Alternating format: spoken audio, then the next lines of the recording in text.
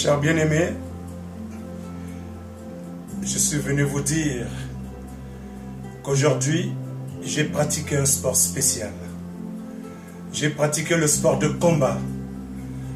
J'ai marché sur beaucoup de kilomètres. J'ai couru, mais je n'ai plus la résistance. La résistance que j'avais lorsque j'avais 7 ans. Mais aujourd'hui, je suis rentré dans un chiffre, le 7. Un 7 que je ne vais pas expliquer, mais sachez que c'est le chiffre de la perfection de Dieu. Le samedi, c'est un sabbat, le sabbat de mon anniversaire de combat. Et quand on va additionner 2 chiffres de mon anniversaire, on va trouver le symbole 7.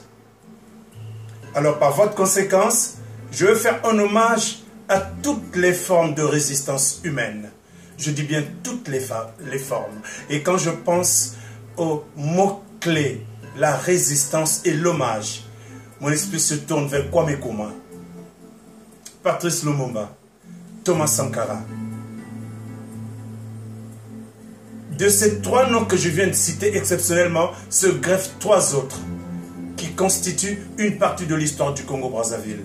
Il y a eu 3 hommes. Le cardinal Émile Béinda,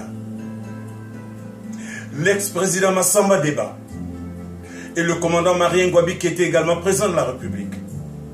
À une étape de la gestion de l'État, le président Marien Ngouabi avait senti, et tout le peuple congolais le sentait, que le tissu était complètement délabré. Avec leur système de parti unique, il y avait des conflits à l'intérieur de leur parti, le fameux PCT qui continue à gouverner jusqu'aujourd'hui. Alors ces 3 personnes ont formé ce triptyque cognitif. Je répète, cardinal Émile Béinda, Massamba Deba et Marien Ngouabi. Ils ont donc imaginé un scénario où il fallait que Ngouabi continue à gérer la chose politique. Massamba Deba devait donc gérer la chose économique. Et le cardinal Béinda viendrait donc apporter donc cette sagesse spirituelle. Alors, l'homme de l'ombre, le problème congolais, le vampire, le papy, que je trouve inutile de citer le nom tellement j'ai la nausée. Il est venu mettre un coup d'arrêt. Il a sacrifié les 3 âmes. C'était pénible, je l'ai vécu. J'étais déjà un grand garçon. Ce jour-là, nous étions partis travailler. Mais à une certaine heure de la matinée, on n'avait pas dépassé 11 heures. On nous a annoncé la mort du capitaine Marien Ngouabi et toutes les personnes qui sont mortes après. J'ai également une pensée, un hommage particulier envers Franklin Boukaka. Celui-là qui chantait pour la liberté et la délivrance du peuple congolais et de l'Afrique. Lui qui a chanté l'unité des 2 peuples congolais, ceux du Congo démocratique et ceux du Congo-Brazzaville. Il a été sacrifié également sur l'autel de l'intolérance.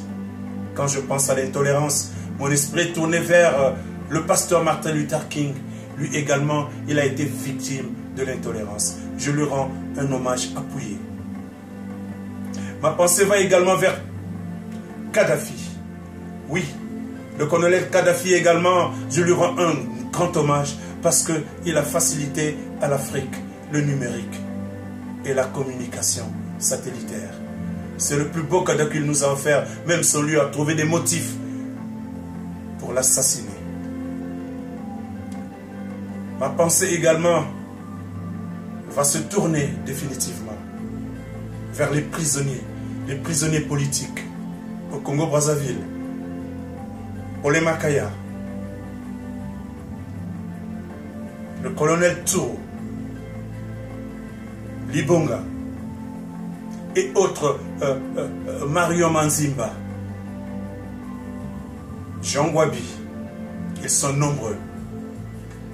Ceux-là, ils n'ont commis pour faute que de respecter une loi de la République qui leur autorisait à aller faire la campagne publicitaire, la campagne présidentielle, pardon. Mais c'est une sorte de publicité qu'ils faisaient pour leur candidat. C'est leur seul péché. Et qu'est-ce que ça Papy a fait? Mais il les a juste incarcérés. Quelque part, dans les geôles qu'il a constituées pour martyriser les populations congolaises. Ma pensée également va vers les populations du pôle et toutes les populations du Congo-Brazzaville, surtout les populations du Sud, qui eux croupissent sous les bombes assassines de la même et unique personne, ce papy. Toujours ce papy. Une pensée également, ma pensée va vers la majorité silencieuse. Ceux-là qui soupirent de douleur et de souffrance. Comment puis-je ne pas penser aux populations de l'Afrique centrale, eux qui ploient sous la mainmise de la France. La France qui, elle, a décidé depuis la nuit des temps de s'approprier les richesses en Afrique centrale. Et pour cela, il a mis des dictateurs. Je parle des politiques. Pas la politique, mais les politiques, les hommes politiques et les lobbies qui, leur stratégie consiste justement à maintenir cette mainmise. Pour cela, il faut des exécuteurs. Et ils ont choisi ceux qui remplissent une fonction mitigée de chef d'État. Alors qu'en réalité, ils ne sont que des exécuteurs, des dictateurs et des gouverneurs de la France. Tant que ces populations également de l'Afrique centrale ne vont pas tirer toutes les conséquences pour qu'elles s'arment non seulement de longanimité, mais aussi de la capacité de réactivité par rapport à l'agression qu'ils subissent. Pour que l'hommage soit accentué, ces populations devraient apprendre à entrer dans les formes de résistance qui contribueraient à leur libérer. Ma pensée également va vers un homme, le révérend pasteur Toumé. Cet homme qui a toujours lutté à sa manière. Un jour, il a résisté avec courage. Papy n'a pas pu le tuer. Papy a tenté avec son plan Mouébara, donc plan du nom de sa mère qui consiste à exterminer les populations du pôle et si possible les populations du sud avec, parce qu'il est allé bombarder toujours aux hélicoptères un peu partout dans le sud. Il est allé dans le Niari, dans la Bouenza, dans la Lekumu. Et il a bombardé à Brazzaville. Il ne recherche que les personnes qu'il exècre. À ces populations qui ont souffert, je leur rends un hommage. À ces populations qui ont versé de leur sang pour arroser la terre de nos ancêtres, je leur rends un hommage. Mais au plan spirituel, qu'ils nous aident à résister avec les anges de combat, qu'ils se mettent en ordre de bataille, parce que c'est la dernière bataille, c'est mon dernier combat. Je demande que ces esprits viennent se fédérer à nous, viennent se fédérer aux populations oppressées, aux populations dominées et manipulées, et que le combat soit le dernier, le tout dernier. J'ai une pensée exécrable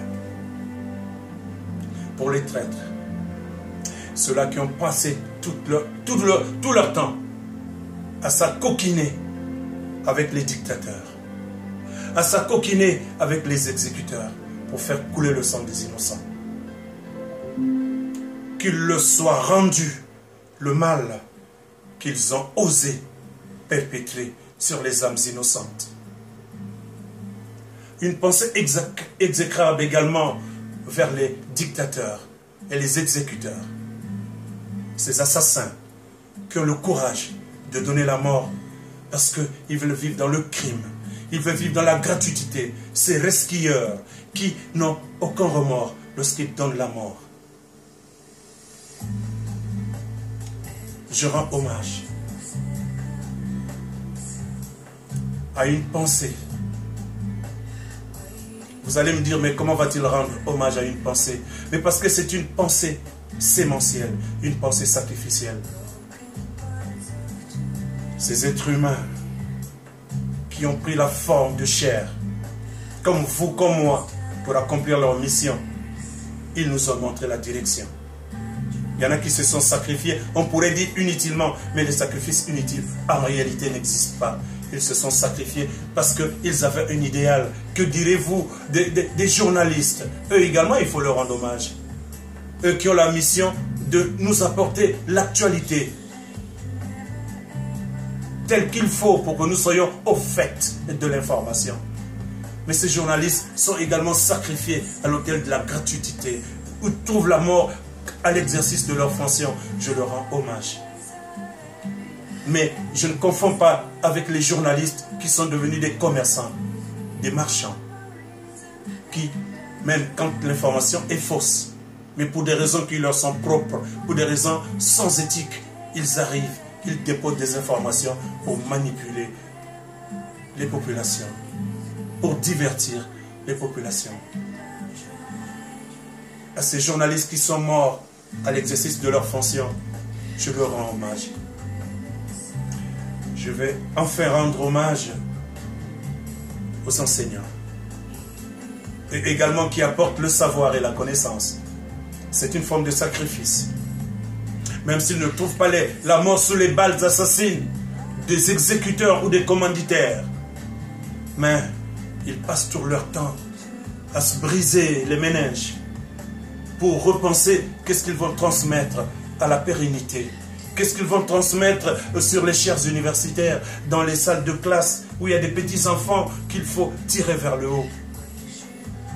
Je leur rends hommage, un hommage appuyé, car parfois il y a de ces enseignants qui également ont été ciblés et tués juste parce qu'ils avaient donné leur position sur une situation qui ne tenait pas. Enfin, je veux rendre hommage aux résistants. Les résistants de la place de Paris.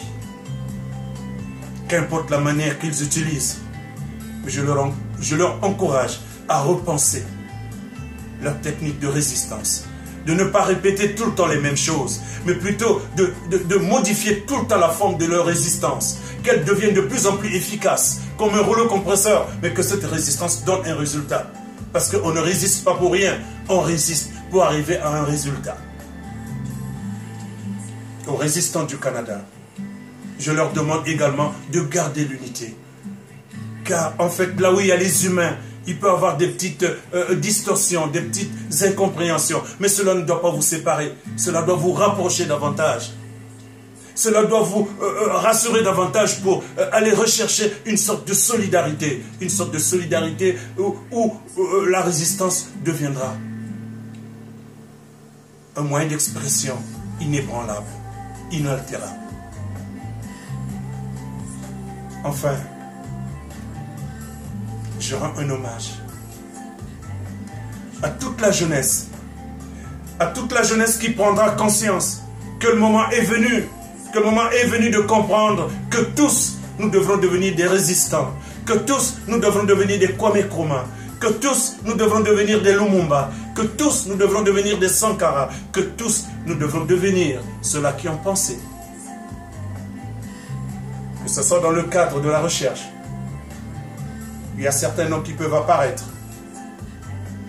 Ceux-là qui également, à leur manière, ont voulu faire le distinguo entre ceux qui ont écrit, donc ceux-là qui ont tronqué l'histoire, ceux-là qui ont plagié l'histoire originelle. Ils en ont fait leur patrimoine, alors que c'est l'effort des autres qu'ils devaient restituer. À ces anciens, également à ces chercheurs, je leur rends un hommage. Un hommage très appuyé. Jeunesse de l'Afrique centrale précisément, jeunesse du Congo-Brazzaville, entrez dans la résistance. Entrez dans cette forme de résistance qui ne s'arrêtera que lorsque vous retrouverez votre dignité. Rentrez dans une résistance qui ne s'arrêtera que lorsque vous avez retrouvé votre liberté. Rentrez dans une résistance qui ne s'arrêtera que lorsque vous aurez apporté la démocratie dans vos pays. Qu'importe, la démocratie est universelle. L'essentiel, c'est que l'exécutif travaille les mains libres, que le juridique soit libre, que le législatif soit libre et que les populations soient libres, que l'expression soit donnée à tout le monde avec équité.